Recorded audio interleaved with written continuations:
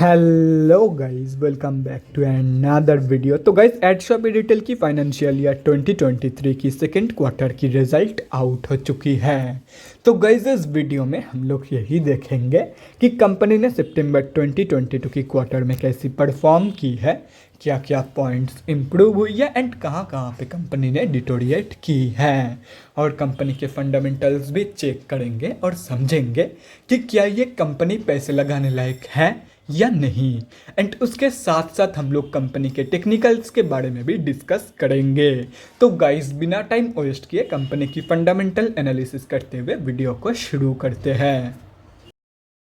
तो गाइज, अगर इस कंपनी की बिजनेस के बारे में डिस्कस करें तो ये company herbal, Ayurvedic and agro commodities की मैन्युफैक्चरिंग करती है। ये कंपनी सिर्फ और सिर्फ बीएससी में लिस्टेड है। तो अभी अगर इस कंपनी की कुछ इंपॉर्टेंट फिगर्स के बारे में डिस्कस करें तो 194 करोड़ की है कंपनी की मार्केट कैप, 8.47 की पी है, 69.3% है कंपनी की आरओसी एंड 64.1% है कंपनी की return on equity.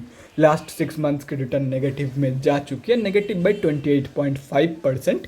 And last 3 साल की सेल्स ग्रोथ अप्रोक्सीमेटली 91% के आसपास निकल के आ रही है, जो कि 3 साल की कंपैरिजन में बहुत ही ज़बरदस्त है। एंड अगर देखा जाए तो 3 साल में कंपनी की जो सेल्स है वो ऑलमोस्ट डबल हो चुकी है। कंपनी अभी अपनी बुक वैल्यू से बहुत ही ज़्यादा ऊपर ट्रेड कर रही है। डिविडेंड ये कंपनी आप लोगों को देती नहीं है एंड फेस वैल्यू 10 रुपये की है। तो अभी अगर इस कंपनी की सितंबर क्वार्टरली की रिजल्ट के बारे में डिस्कस करें तो सितंबर 2022 की क्वार्टर की अनऑडिटेड फाइनेंशियल रिजल्ट आप लोगों के सामने है। एंड यहाँ पे जितने भी सारे फिगर्स हैं वो सब लैक्स में दिया हुआ है। तो गाइस, सबसे पहले हम लोग कंपनी की रेवेन्यू चेक करते हैं। तो सितंबर 2022 की क्वार्टर में कंपनी ने अप्रॉक्सीमेटली 51 करोड़ की रेवेन्यू जनरेट किया है। और अगर ये जून 2022 की क्वार्टर एंड सितंबर 2021 की क्वार्टर से कंपेयर किया जाए तो जून 2022 की क्वार्टर में कंपनी ने अप्रॉक्सीमेटली 50 करोड़ की रेवेन्यू जनरेट किया था। एंड सितंबर 2021 की क्वार्टर में अप्रॉक्सीमेटली 39 करोड़ की रेवेन्यू।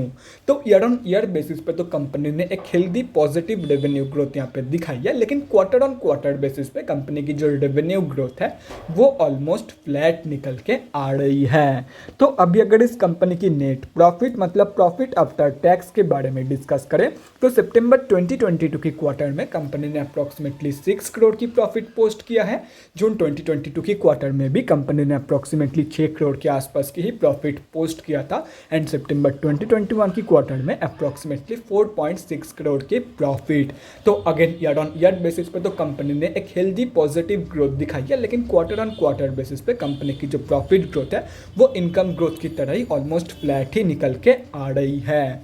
और रही बात कंपनी की ईपीएस की मतलब अर्निंग्स पर शेयर की, तो जो ईपीएस की ग्रोथ है कंपनी की वो इंटायरली नेगेटिव में जा चुकी है on both year on year basis and quarter on quarter basis. तो अगर ओवरऑल देखा जाए तो सितंबर 2022 के क्वार्टर में कंपनी ने सिर्फ और सिर्फ 2 जगह पे ही डिटोरिएट किया है। 2 ग्रोथ ही कंपनी की सिर्फ और सिर्फ नेगेटिव में जा चुकी है। एंड वो है EPS growth both on year basis and quarter on quarter basis. बाकी हर एक जगह पे कंपनी ने कम या ज़्यादा पॉजिटिव ग्रोथ ही दिखाई है इन सितंबर 2022 की क्वार्टर।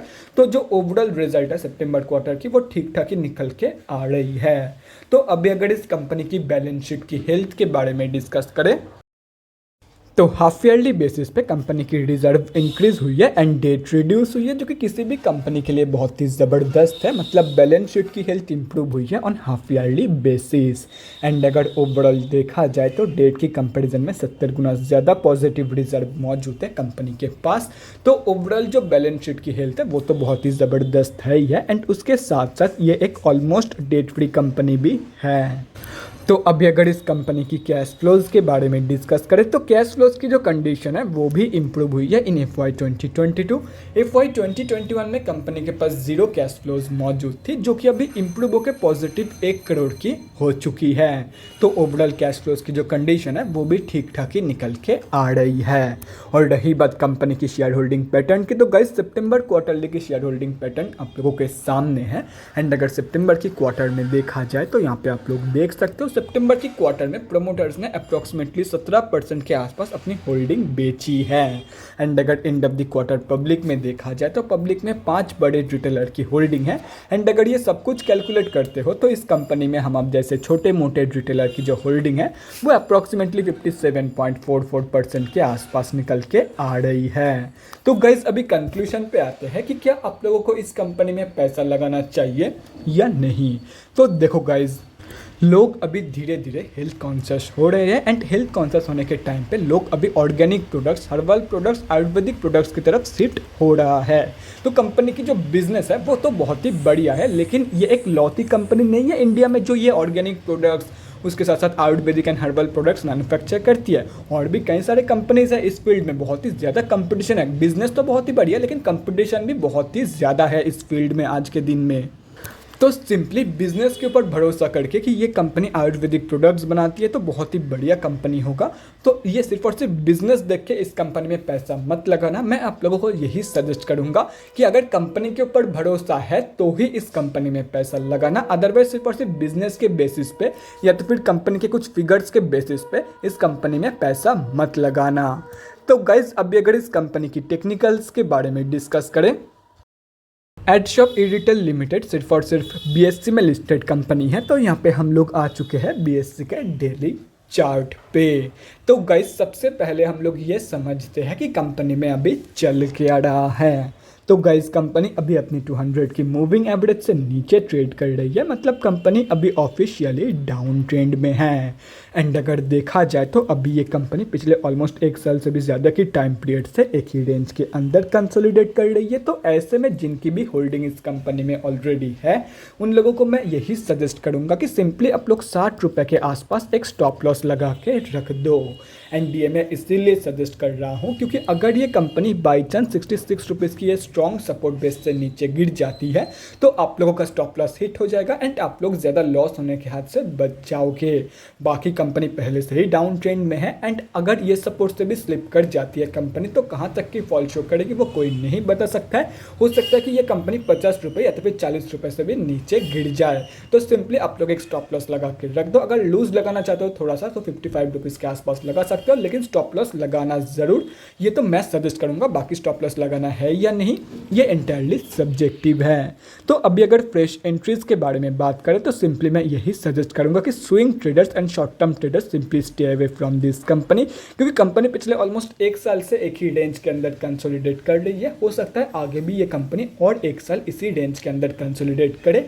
तो सिंपली अभी ट्रेड लेने का कोई फायदा नहीं है क्योंकि आप लोग फालतू में ट्रैप्ड हो जाओगे एंड सिर्फ और सिर्फ waste of time and waste of money ही होने वाला है। तो इससे अच्छा एज ऑफ नाउ इस कंपनी से सिंपली दूर रहो। और रही बात लॉन्ग टर्म इन्वेस्टर्स की, तो देखो गाइस अगर आप लोगों का भरोसा है कि ये कंपनी आगे चल के आपको बहुत ही बढ़िया रिटर्न बना के देगी तो ऐसे में ये कंपनी अभी आप लोगों को जितना सस्ते में मिल जाए उतना ही आप लोगों के लिए बढ़िया है। तो अभी आप लोग 66 रुपीज़ के प्राइस रेंज के आसपास एक बहुत ही बढ़िया एंट्री प्लानिंग कर सकते हो for long term investment purpose.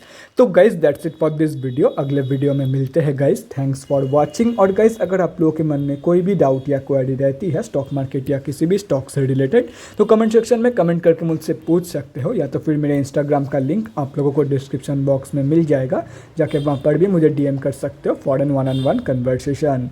Thanks again for watching guys. Bye guys and definitely guys stay safe।